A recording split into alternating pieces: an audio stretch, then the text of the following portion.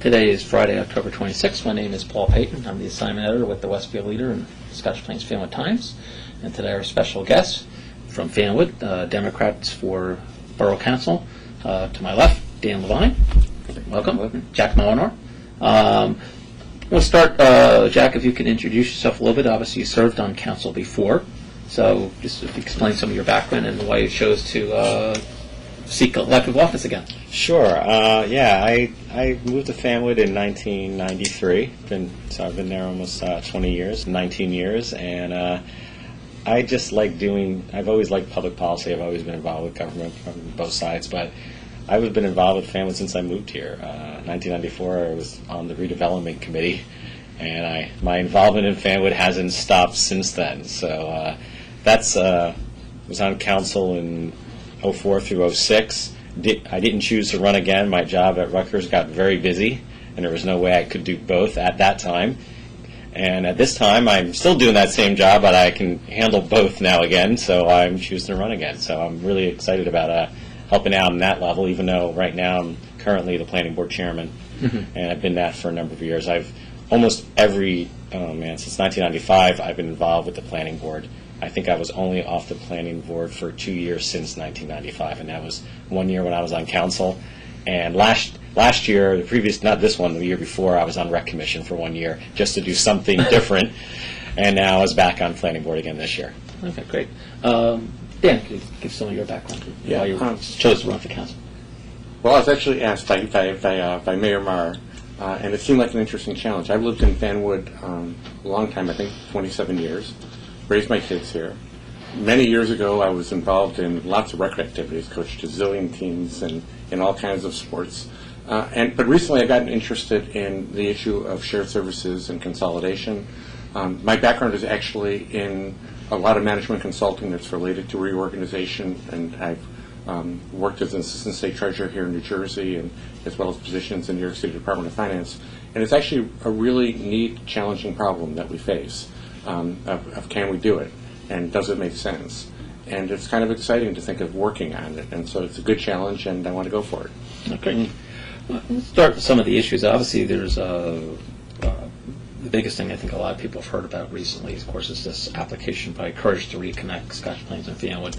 As you know, their application was approved by the Department of Community Affairs Local Finance Board. I just want to get your positions on what you think. I mean, do you support this application or the whole background behind it? I'll start with you, Jack. Yeah, the Courage to Reconnect application, I mean, there was a lot of flaws in the application process, and that has been pointed out, I believe, by Fanwood Council, by Scotch Plains Council. I mean, for the most part, their heart is in the right place. They use the law they feel that they want to save money, just like all of us want to save money. So the law had a very low bar, very low threshold to get something approved, and I think that was set up purposely that way. I think both parties approved it when the legislation passed, so we can't say in Trenton. So I think, for the most part, Trenton wants to encourage these kind of things, and at this point, it's something to look at. I think it's something we've all thought about for years in Fanwood. Everyone has always go, how come we're not combined? And that comes up at every single block party. It comes up with your neighbors over the years. It always has, and always will. So I think, as much as maybe the process they went through might have been flawed, they could have, if it was challenged and say it was thrown out, it would be back next year. So why fight it? Let's really look at it. Let's look at this study and let's see why we should or why we shouldn't do it. The problem with Trenton is that they look at size as the issue. That if somebody's too small, they're inefficient. And they're not looking at efficiencies. Big government can be inefficient and efficient. Small government can be inefficient and efficient. And they're just saying, well, if you're small, therefore you must be inefficient, and therefore you have to combine. And that's my problem with it, and that's from looking at this study and looking at the history of consolidations in New Jersey, which are really, really unsuccessful. They just don't happen. There's a reason they don't happen, because people looked at it for years, and you might not gain any efficiencies. But I think it's important for us to look at it, because if we can get efficiencies, why wouldn't we start doing more things? So I'm all for looking at it and deciding whether we should or should not do this. And it's going to be interesting to look at. It is somewhat of intellectual exercise at one point, but it's a way of looking at government in a different way, and I think that's a good thing to do. Dan, what's your position? It's important to remember, state has approved this. So regardless of what we might think about the consolidation study, it's going forward. The challenge now, and just to be clear about what that means, in all likelihood, in I believe 2 years' time, there'll be a referendum put to the voters in Scotch Plains and the Fanwood, do you want to consolidate? And that will be a binding referendum. So beyond an intellectual exercise, we need to make sure the facts are straight. My very strong suspicion will be that we will find what previous studies have found, and that is the bulk of savings that are to be had would be with a consolidation of the police department. Beyond that, I'm not sure how much more there would be in savings. So given Fanwood's, and Jack and I and all of us are Fanwood residents, we know about the importance of Fanwood's sense of neighborhood and community. None of us want to lose that. We're all a bit worried that joining a much larger entity will lose that sense of community, and I share that concern. But many voters have expressed interest in the question of can we save money by doing it. They're not for consolidation. I really have yet to meet a single voter out there who says, yes, I'm definitely for this. But many have expressed interest in exploring the question. And because I believe they're going to be asked to vote on it in a couple of years, I think it's incumbent upon us to get the facts straight, really explore it thoroughly, and put it out there on the table. What does it mean for you in terms of savings, in terms of operation, in terms of neighborhood? Because people will be asked, need to make an informed decision when the time comes. And of course, I guess both towns, both mayors, I don't know if the council will be involved in this, but get to appoint, I guess, 2 members? Yes, I believe it's 2 members. 2 or 3, yeah. Yeah. And then there's a third set that's appointed somewhere as well. Well, The Courage to Reconnect can... That's right, Courage to Reconnect as well. and I guess they appoint their own chairperson. Correct. So, Yes. so, it won't, so it'll be a little different than the group that's out there right now. Exactly. Right. And so it's going to be really important. So if someone tries to fast track it, there'll be We're a group effort. And we're going to have to pay attention. And my objection to Courage to Connect and to the methodology wasn't that I don't think this is a worth question to explore. It's Mayor Marr has already been firmly committed to exploring shared services where possible, to saving money where possible. This really has almost a probability of being a major distraction that we're going to have to focus on in terms of giving it attention. As I say, it's a study that will have to be done right because voters are going to be asked to vote on its results. I would have preferred to focus on things that I think can actually save us money today and tomorrow. Yeah. But Trenton has spoken, so we have to live with that decision. Now, obviously, the next part of this is what you just mentioned is the police department merger, which of course had started before, I guess, this whole Courage to Reconnect application was filed. You're looking at merging, obviously, with Scotch Plains Police. You also know Scotch Plains just hired a consultant to look at this and I know your mayor was not too happy about that. Found out at the last minute. Jack, what do you think about the whole police merger?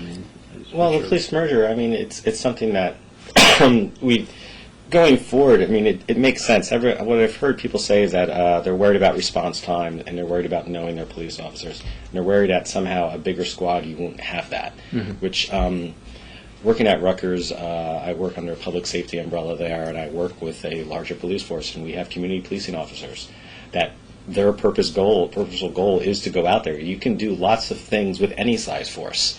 You can have great community policing with a larger force. It's a matter of how you set it up.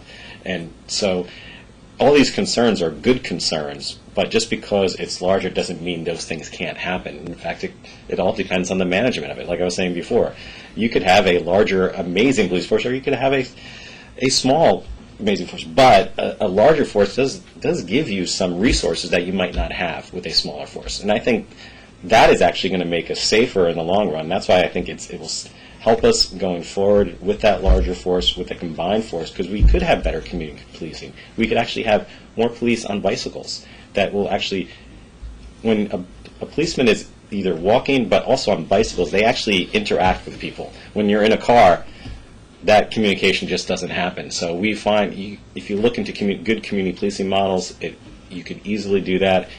Response time is never going to change. In fact, it might even get better. So I think the concerns of that can easily be addressed, and I think it's always worth it if you save even $1 between the two.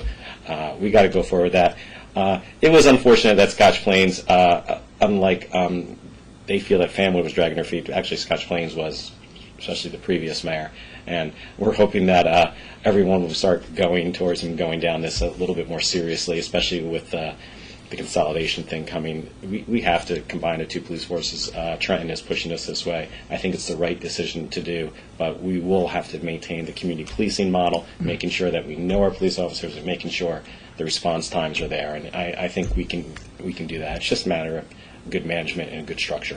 I think, though, would you need to look before, as a council, say you're elected to council, both of you elected, would you want to see a final, this is what our budget will be, and this is, at the end, would that be important to you before making the final vote on this? That you actually see this is what the new department's going to be.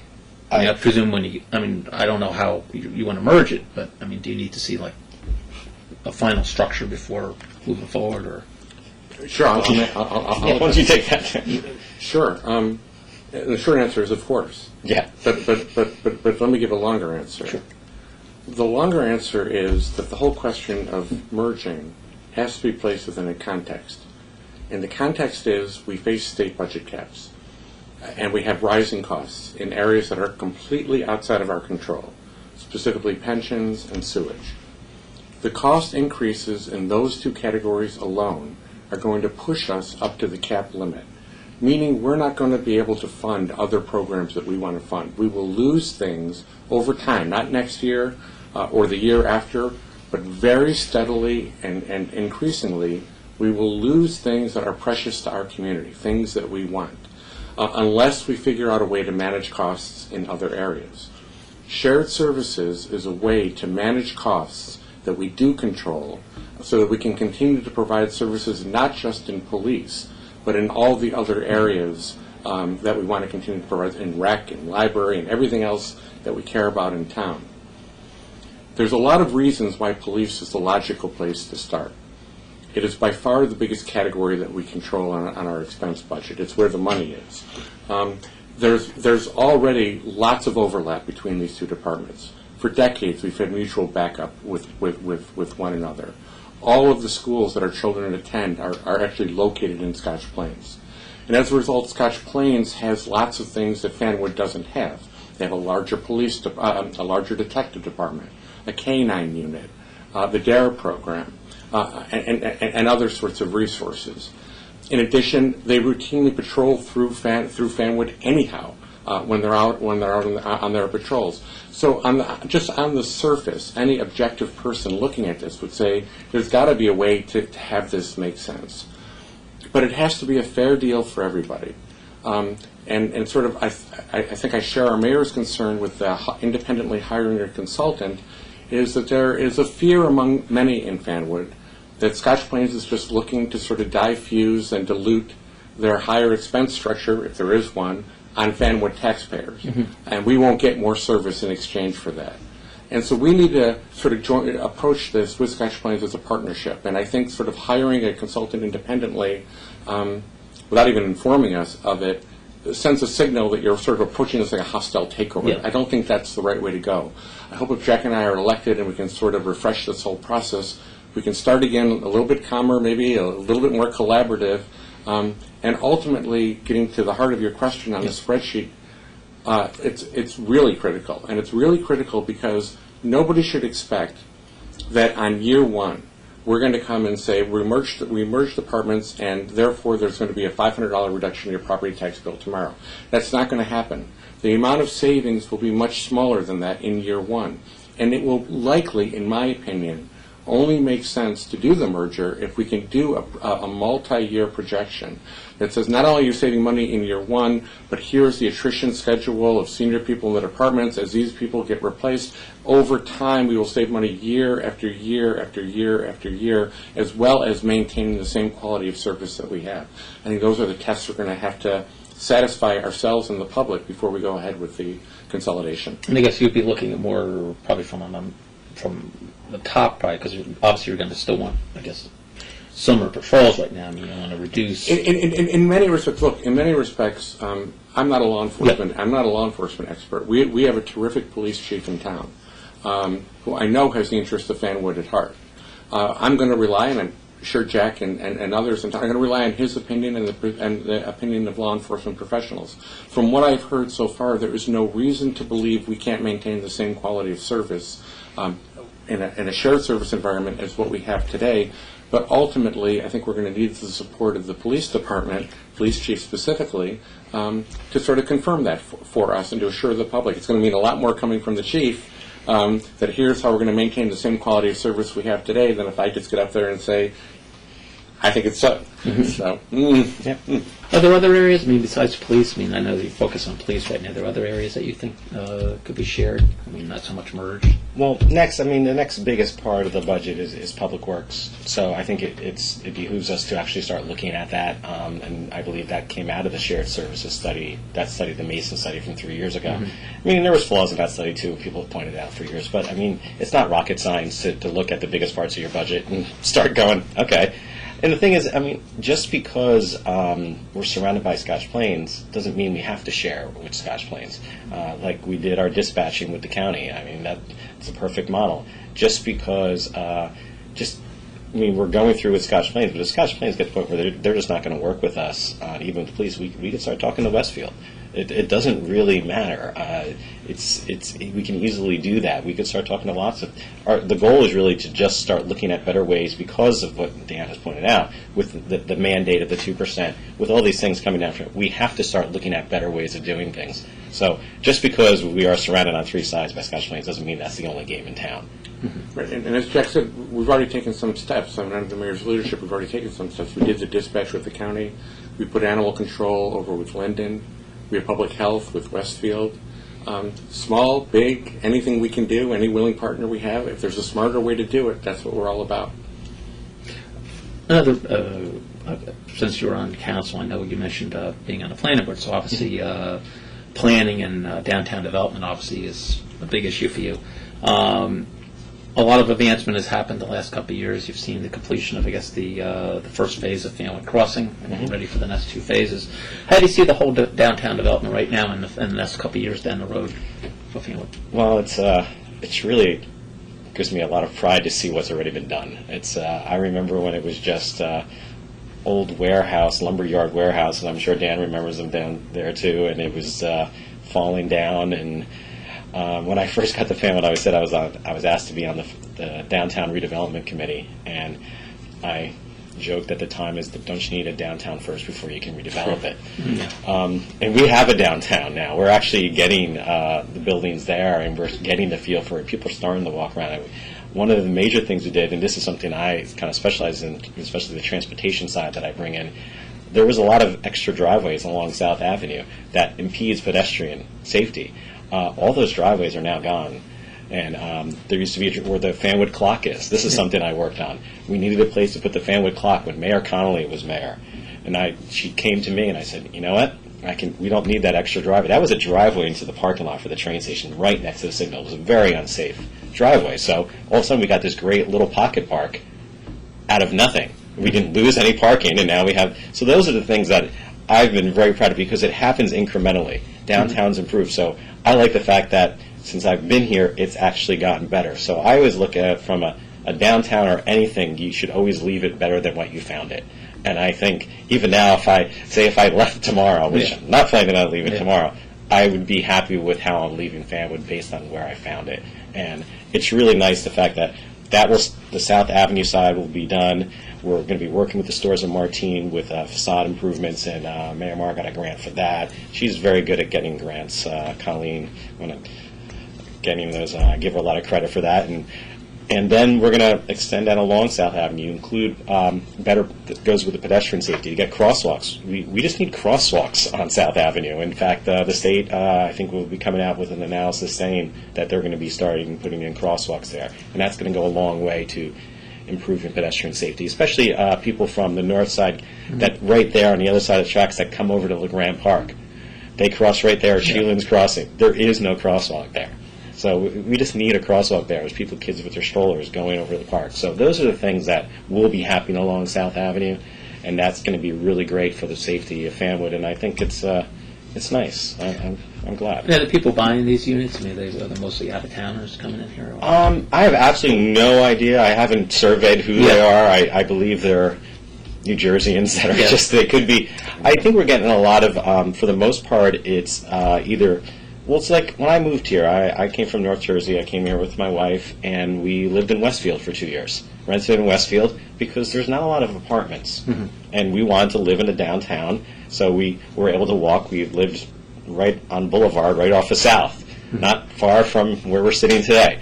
And then we looked for a house and bought in Fanwood because we wanted to walk to things. There's not, and what you're getting are people that either it's the beginning of their home ownership kind of thing where they can't get a home yet, and the rents of these units are very high.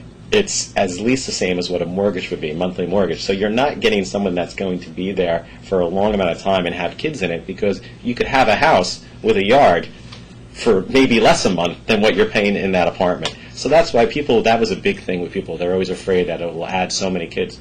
It didn't add kids because it's a different market. You're getting mostly people at the end of it where they're empty nester, where they don't want the house anymore. They want to stay in town because all their doctors are here, all their families are here. So this is the national trend, and we're seeing it here. We just didn't have that product. If you think about the product that we've just built there, it's a small little downtown across the street from a train station. Not a huge. This is not urban in any way, and it's a new unit in a little downtown above a store. Westfield hasn't built one in probably 80 years. So this is a great little piece of retail or a piece of demand or a product that just doesn't exist, and that's why they're renting out so quickly. And you're bringing in a couple of retailers, and you have flanneries down there. So Yes. So it's becoming a nice little, small, little downtown that you can live there and walk to things. And it's something that is the market is calling for, and that's why they're renting so quickly. And Garwood's kind of doing something a little similar. Garwood did something similar. I think ours look a lot better than them. They are very vanilla, and they all look exactly the same, where a true downtown has a diversity of buildings. If you just look at Westfield, if you look up, all the buildings are diverse. And Dan, downtown development issues? Well, I just have to say, I mean, I mentioned before, and I tell all the time, I'm very privileged to be running with Jack. I mean, Jack has been really spearheading lots of the development that's been so successful downtown. My ability to contribute to that conversation is minimal compared to what he has to say. I agree with what he said, and many voters have shared the same concern, that now that downtown is improving and getting nice, why can't some of this benefit expand to the facades of neighboring buildings and neighboring properties?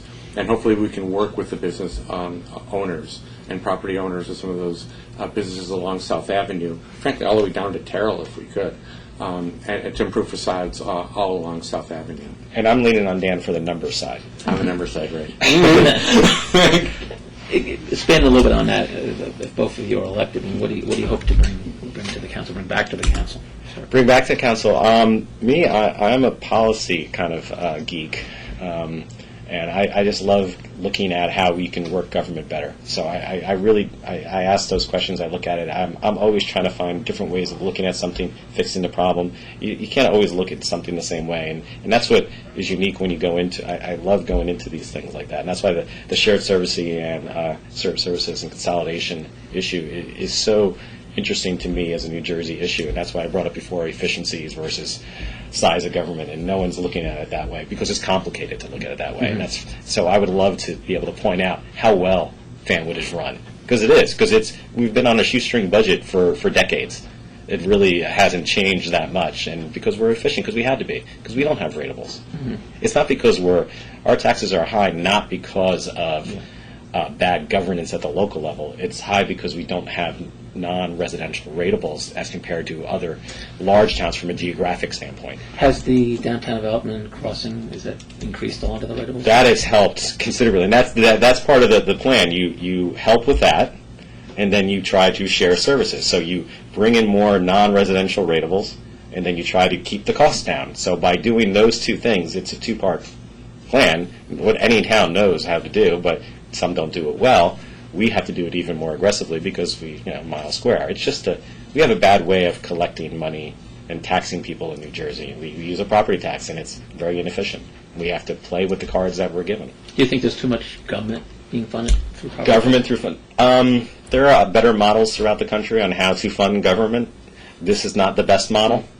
And unfortunately, I don't think it's going to be really easy because there'll be winners and losers in the whole state of New Jersey to change it. So I wouldn't. That'd be an interesting fight if it ever happened.